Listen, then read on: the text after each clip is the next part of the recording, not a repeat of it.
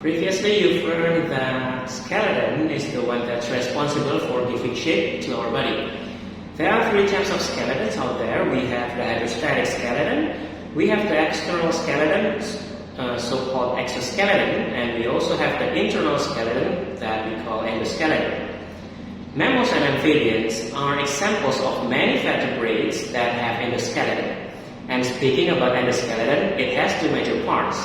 First one is the actual skeleton that forms the axis of our body, and the second one is the appendicular skeleton that is attached to the actual skeleton.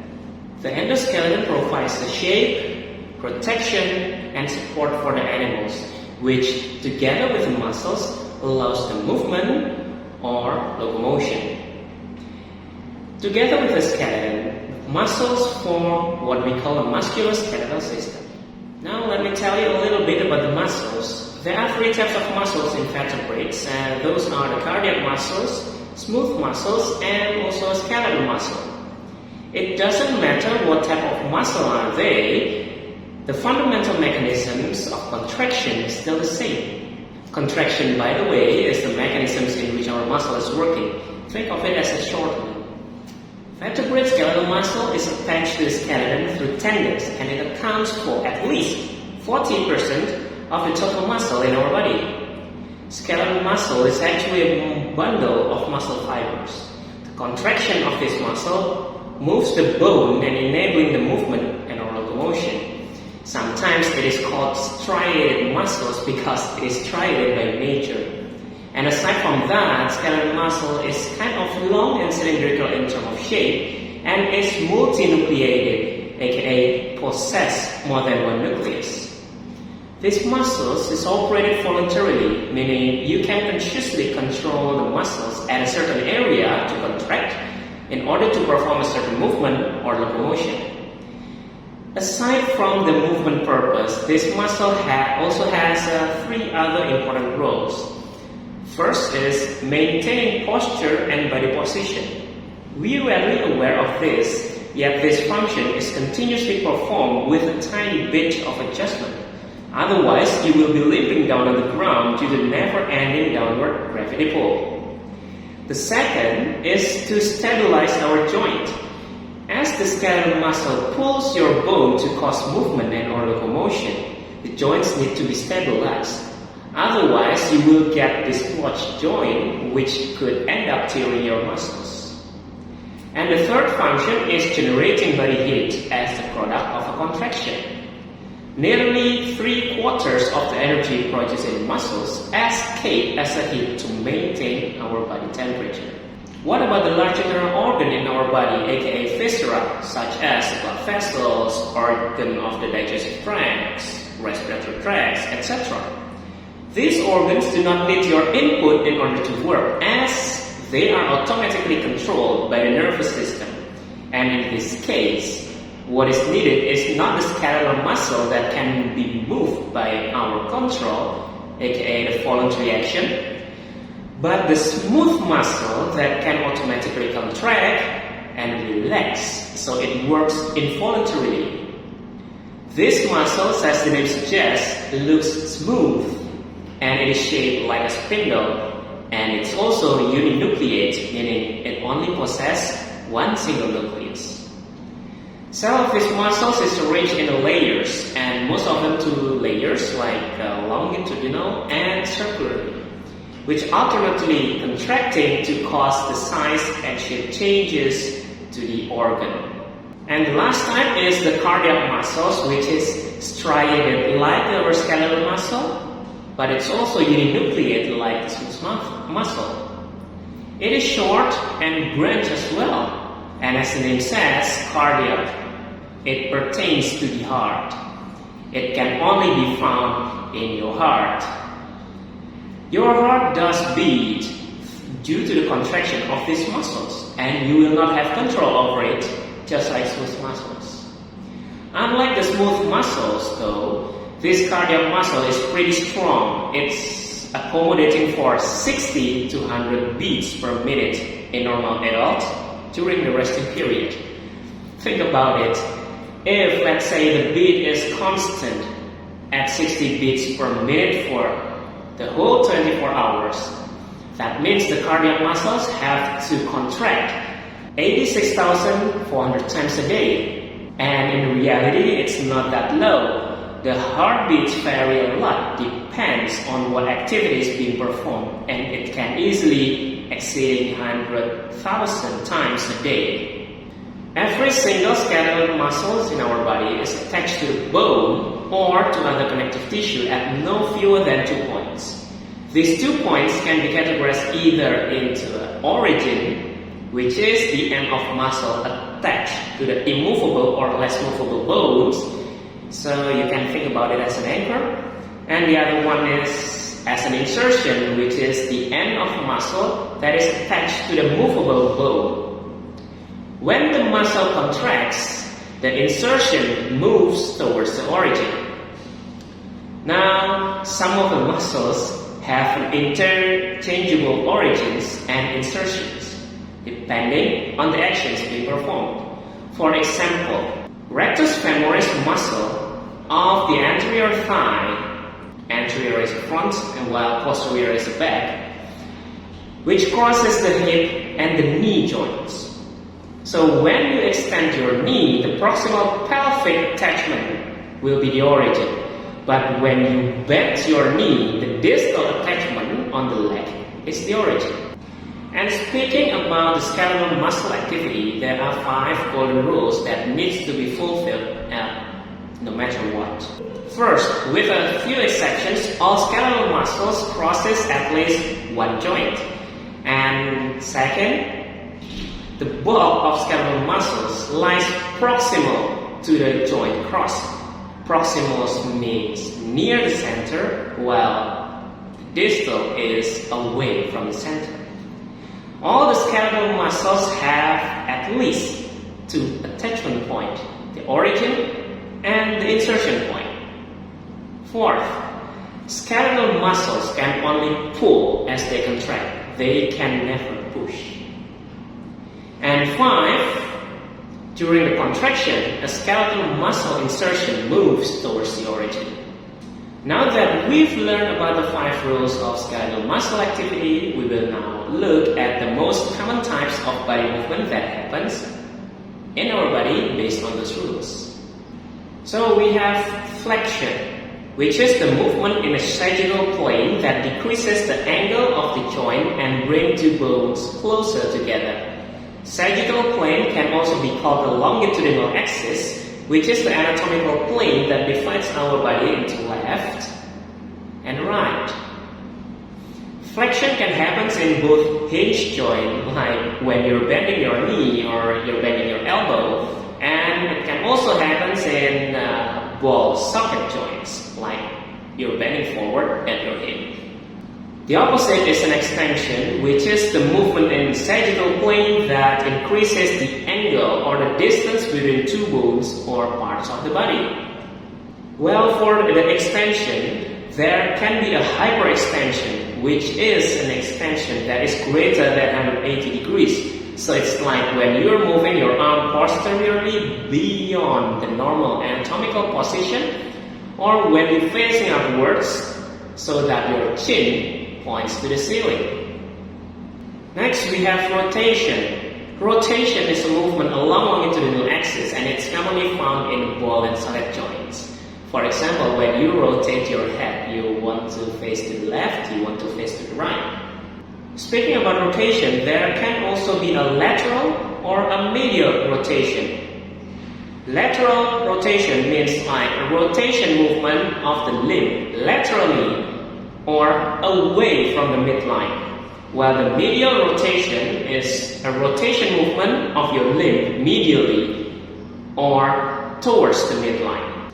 Then we also have abduction, which is a limb movement from the median plane or the center of our body.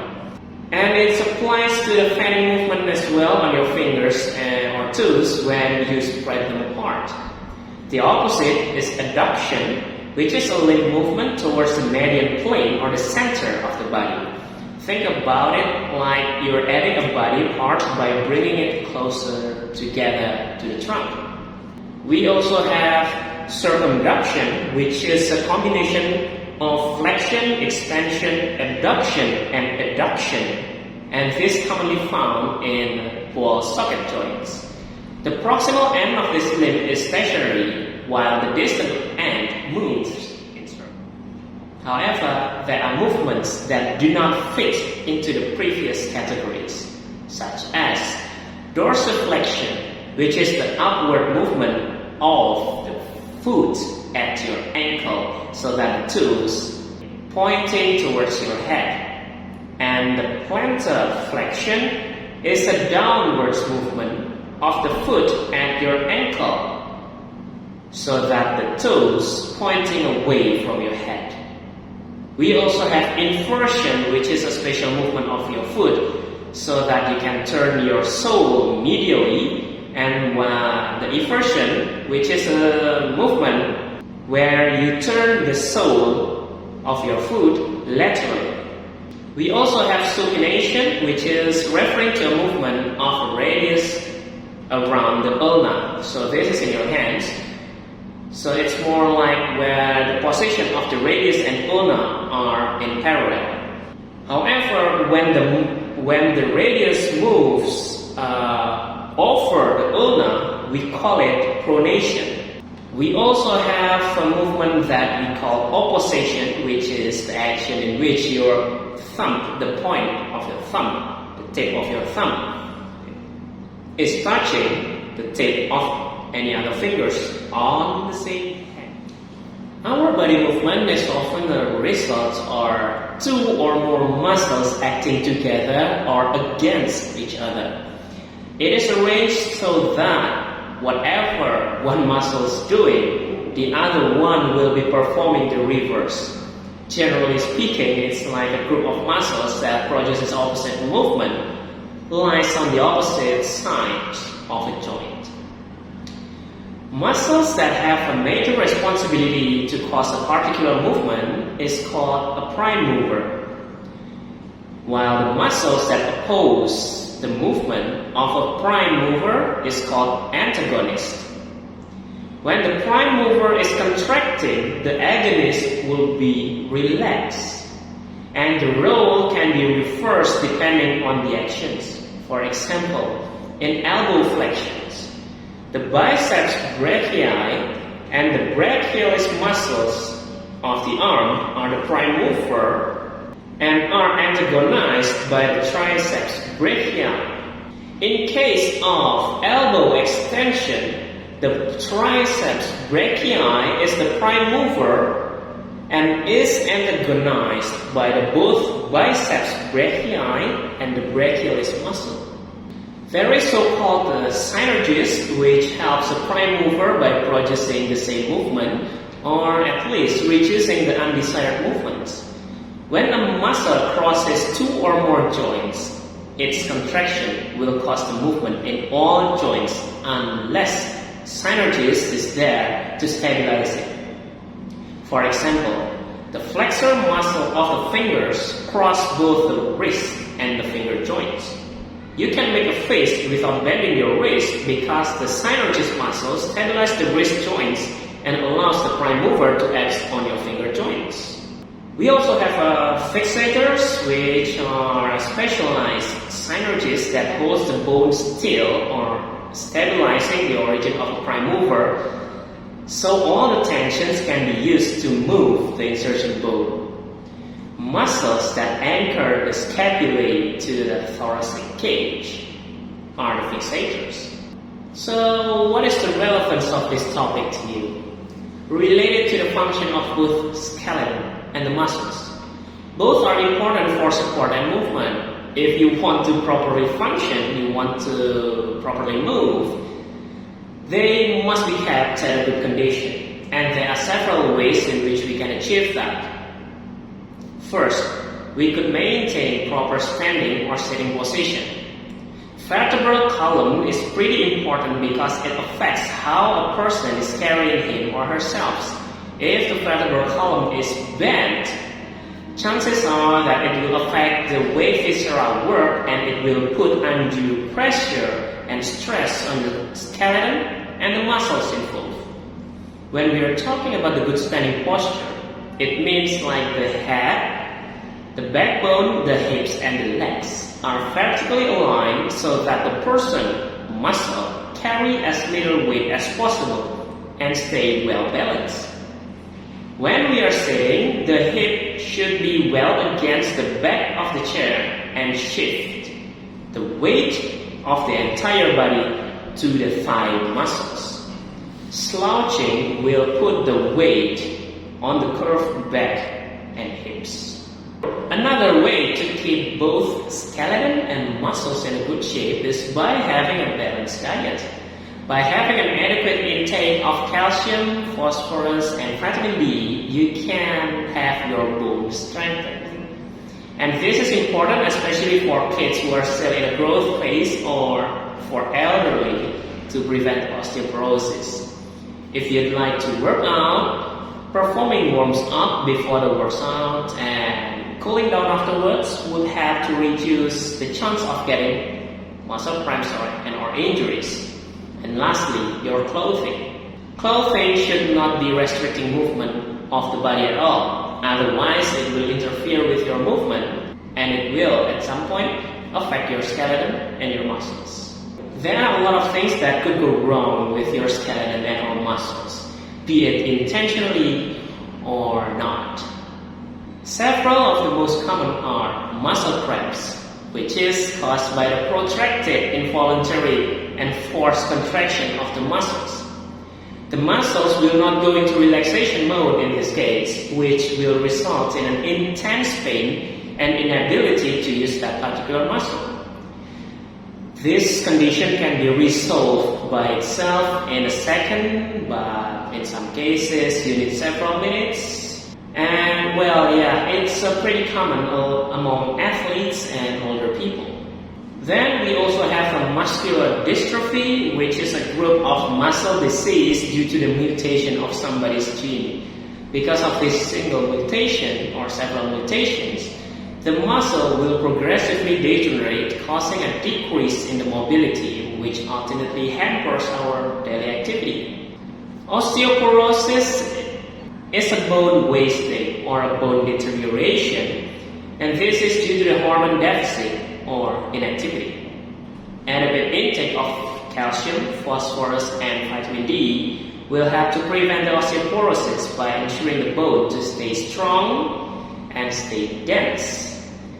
People with these conditions are more likely to break bones, often in the hip, forearm, wrist, and spine, because simply the bones are weakened.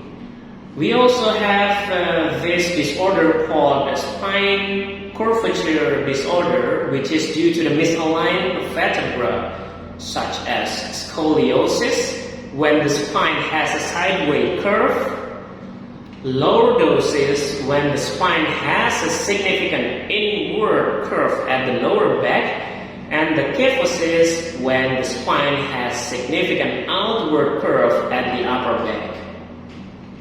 The last one that I want to tell you is about arthritis, which is basically inflammation of joints. This term is actually describing over hundreds different inflammatory and or degenerative diseases that damage our joints. All in all, arthritis is a crippling disease, which have the same initial symptoms like pain, stiffness, and swelling on the joints.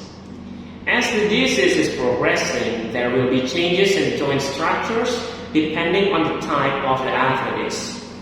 The acute one could be due to the bacterial infections and could be treated with antibiotics, while the chronic form includes osteoarthritis, rheumatoid arthritis, and gouty arthritis. You need the medical attention for that. So in summary, skeletal and muscle systems enables you to perform all kind of movement as long as it permits. Just like any other organs and system though, you will have to take care of these too because they are prone to disorders. Some of the disorder may be genetically inherited or acquired as you grow older or because of your lifestyle and or your carelessness. Some of them can be remedied, while some cannot. So at the end, message is, take good care of yourself to reduce the chance of getting this disorder or any others that I haven't mentioned. That was everything I would like to tell you about the skeleton and muscles. I hope you do take notes of what is important and bring it to the class. If you have any other questions, feel free to ask during the class, or you could always ask through the Microsoft Teams. That's it for now, and see you in the next video.